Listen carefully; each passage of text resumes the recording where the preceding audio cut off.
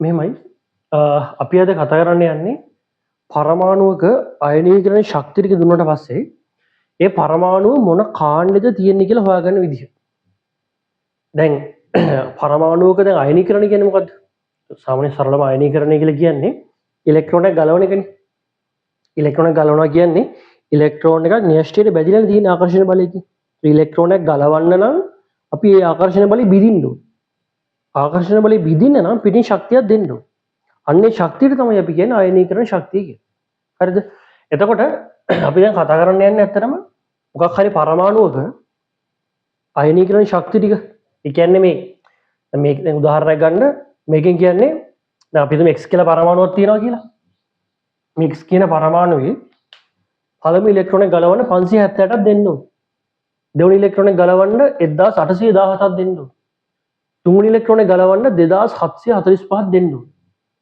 හරි ශක්තිය 4 ගලවන්න 11578ක් ශක්තියක් දෙන්න ඕනේ මවුලට කිලෝ ජූල්. 5 ගලවන්න 14831ක් දෙන්න ඕනේ. ඕකනේ කියන්නේ ඉලෙක්ට්‍රෝන ගලවන්න මෙන්න මේ ශක්තිය ටික දෙන්න ඕනේ. හරි. දැන් මෙහෙමනේ. දැන් හිතන්න මේකේ පළමු ඉලෙක්ට්‍රෝන ගලවන්න 578ක් දෙන්න ඕනේ. දැන් සරලවම හිතන්න මෙන්න න්‍යෂ්ටිය. හරි මෙන්න න්‍යෂ්ටිය. එතකොට මෙන්න ශක්ති මට්ටම කියලා. එතකොට දැන් සාමාන්‍යයෙන් ඔයාලා දන්නවා ඉලෙක්ට්‍රෝන ගැලවෙද්දී මුලින්ම ඉලෙක්ට්‍රෝන ගැලවෙන්නේ කොහෙන්ද? න්‍යෂ්ටියට ළඟින්ම තියෙන එකෙන්ද ඈතින් තියෙන එකෙන්ද? ශක්ති මට්ටම දෙකක් ගන්නකො. මුලින්ම ඉලෙක්ට්‍රෝන ගැලවෙන්නේ මෙන්න මේ ශක්ති මට්ටමේ තියෙන එකද මේකද? අනිවාර්යෙන් ගැලවෙන්නේ කෙළවරේම තියෙන එකනේ. මොකද න්‍යෂ්ටියට දුරින්ම තියෙන එයා. ඒතර න්‍යෂ්ටියත් එක්ක දුරින්ම තියෙන කෙනා තමයි අඩුවට බෙදලා තියෙන න්‍යෂ්ටියත් එක්ක. ලොකුවට බෙදලා තියෙන න්‍යෂ්ටියත් එක්ක පොඩි ආකර්ෂණ බලයක් තමයි තියෙන්නේ. ඈතින් ඉදිරිය දුරයි. ඒ නිසා මුලින්ම ගැලවෙන්නේ යා. කෙළවරේම තියෙන කෙනා. න්‍යෂ්ටියේ කෙළවරේම තියෙන කෙනා තමයි මුලින්ම ගැලවෙන්නේ. එතකොට මෙන්න මේ පළමු ඉලෙක්ට්‍රෝන ගලවන්න 578ක් දෙන්න එපේ. 578ක් දෙන්න ඕනේ. ඒතර අපි හිතමු ඒ ඉලෙක්ට්‍රෝන එක තියෙන්නේ මේකේ කියලා. කොහොමද තියෙන්න ඕනේ කෙළවරේම එකේනේ. එයාගේ මුලින්ම ඉලෙක්ට්‍රෝන ගැලවෙන්නේ. හරි. ඊළඟ ගලවන්න 1817ක් දෙන්න ඕනේ. ඒ කියන්නේ මේ පරමාණුවේ මේ x කියන පරමාණුවේ දෙවෙනි ඉලෙක්ට්‍රෝනේ ගලවන්න 1817ක් දෙන්න. හරි. ඒ කියන්නේ නිකන් මුලින් 578ක් නේ දුන්නේ. 1817ක්. කියන්නේ ආසන්නව නිකන් 1300ක් වගේ. අපි ආසන්නව නිකන් හිතමුකෝ. 1300ක් වගේ වැඩිපුර දෙන්න ඕනේ මෙයාව ගලවන්න. මෙයාට වඩා මෙයාට 1300ක් වගේ වැඩිපුර දෙන්න. හරි. ඒතර මෙන්න පළමු ඉලෙක්ට්‍රෝන එක මෙන්න මේ දෙවෙනි ඉලෙක්ට්‍රෝන එක ගලවන්න 1817ක් දෙන්න ඕනේ. මෙන්න දෙවෙනි ඉලෙක්ට්‍රෝන එක. හරි. ඊට පස්සේ තුන්වෙනි ඉලෙක්ට්‍රෝන එක ගලවන්න 2745ක් දෙන්න. ඒ කියන්නේ දෙකට 1817ක් දුන්නානේ. මේ පොරව ගලවන්න 1817ක් දුන්නා. ඊළඟ කෙනා ගලවන්න 2745ක් දෙන්න. ඒ කියන්නේ මේ අතර ગેප් එක ගත්තොත් එහෙම නිකන් අපි සරලව ගත්තොත් 1000ක් වගේ තියෙනවන්නේ. 1000ක වගේ ગેප් එකක් තියෙනවා ආසන්නව ගත්තොත්. එතකොට 1300යි 1000යි කියන්නේ ලොකු පරතරයක් නෙමෙයි. මෙයාට 578යි 1817යි මෙයාට 2745යි ඊළඟ කෙනාට. ඔයාලා දැන් තේරෙයි මොකද්ද මේ කතාව කියලා? හතරවෙනි ඉලෙක්ට්‍රෝන එක තියෙන්නේ. මේ 1 2 3 අපි කතා කරේ. මේ හතරවෙනි ඉලෙක්ට්‍රෝන එක ගලවන්න 11578ක් දෙන්න ඕනේ. කියන පට ලොකු ශක්තියක් දෙන්න ඕනේ. දැන් ગેප් එක ගත්තොත් එහෙම ඔයාගේ හිතලා බලන්න ඉතින් ආසන්නව 9000ක් වගේ ગેප් එකක් තියෙනවනේ. ආසන්න 9000ක් වගේ ગેප් එකක් තියෙනවා.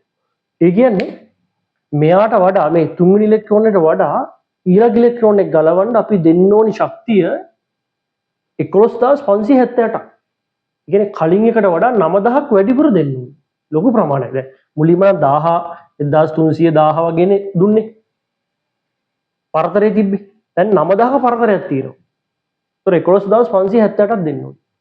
හරි ලොකු ශක්තියක් දෙන්න ඕනේ. ඒකේ තේරුම තමයි අනිවාර්යෙන්ම මේ ඉලෙක්ට්‍රෝන ටික එකම ශක්ති මට්ටමක ඇති. මෙන්න මේ ඉලෙක්ට්‍රෝන එක න්‍යෂ්ටියට ළඟින්ම ඇති. මොකද මෙයාට වඩා මෙයා ගලවන්න ලොකු ශක්තියක් දෙන්න උනා කියලා කියන්නේ අනිවාර්යයෙන් මේ හතරවෙනි ඉලෙක්ට්‍රෝන එක ඇත්තේ මෙයාලා ඉන්න ශක්ති මට්ටමේ නෙමෙයි. ඊට තව ගොඩක් ඇතුලෙන් ඇති. ගොඩක් ඇතුලෙන් ඇති කියලා කියන්නේ ගොඩක් ආකර්ෂණ බලයෙන් බෙදලා තියෙනවනේ න්‍යෂ්ටියත් එක්ක. අර ගොඩක් ඇතුලෙන් ඇති කියලා කියන්නේ අනිවාර්යෙන් එයා මෙන්න මේක ඇත්තේ. මේ හතරවෙනි ඉලෙක්ට්‍රෝන එක ඇත්තේ අනිවාර්යෙන් මෙන්න මෙතන. නිකන් සරලවම හිතන්න මෙයාට ගියා 578ක්. මේ ඉලෙක්ට්‍රෝන ගලවන්න ගියා 1817ක්. මෙයා ගලවන්න ගියා 2745ක්.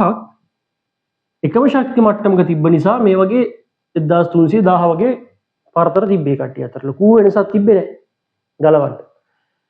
ඊට පස්සේ ඊළඟ ඉලෙක්ට්‍රෝන ගලවන්න 11578ක් ඕනේ වුණා. ඒකට හේතුව මෙන්න මේ කට්ටියට වඩා මෙන්න මෙයා න්‍යෂ්ටි ළඟින් තමයි ඉන්නේ. න්‍යෂ්ටි ළඟින් ඉන්නවා කියලා කියන්නේ එයාගේ ආකර්ෂණ බලය වැඩිනේ. ආකර්ෂණ බලය වැඩි නිසා තමයි 11578ක් වගේ ආවේ. ඔක තමයි පොයින්ට් එක. ඊට පස්සේ ඉතින් මේ දෙන්න ගත්තොත් එහෙනම් මේ දෙන්නගේ නිකන් 3000ක වගේ ગેප් එකක් තියෙන්නේ. මේ 9000ක වගේ ලොකු ગેප් එකක් නැහැ. ඒ නිසා ඒ ඉලෙක්ට්‍රෝන එකේ පස්වෙනි ඉලෙක්ට්‍රෝන එක ඇත්තෙත් මේ ශක්ති මට්ටමෙම වෙන්න ඇති. ඔය වගේ. මේ ඉලෙක්ට්‍රෝන එක පහ මෙන්න මේක පහ. එයාට 14831ක් ගියා. කතාව තමයි අපි දන්නවා සාමාන්‍යයෙන් කාගේ හරි කාණ්ඩය වෙන්නේ එයාගේ අන්තිම ශක්ති මට්ටමේ ඉලෙක්ට්‍රෝන ගන්න. කාගේ හරි කාණ්ඩය වෙන්නේ එයාගේ අන්තිම ශක්ති මට්ටමේ තියෙන ඉලෙක්ට්‍රෝන ගන්න. D ගුණ නෙමෙයි. D ගුණ නැතුව කතා කරන sp ගුණ වල s ගුණ p ගුණ වගේ ගුණ වල අන්තිම ශක්ති මට්ටමේ ඉලෙක්ට්‍රෝන ගන්න තමයි එයා කාණ්ඩ අංකය වෙන්නේ. ඒතර අන්තිම ශක්ති මට්ටමේ ඉලෙක්ට්‍රෝන බලන්න 1 2 3ක් තියෙනවා. හරි.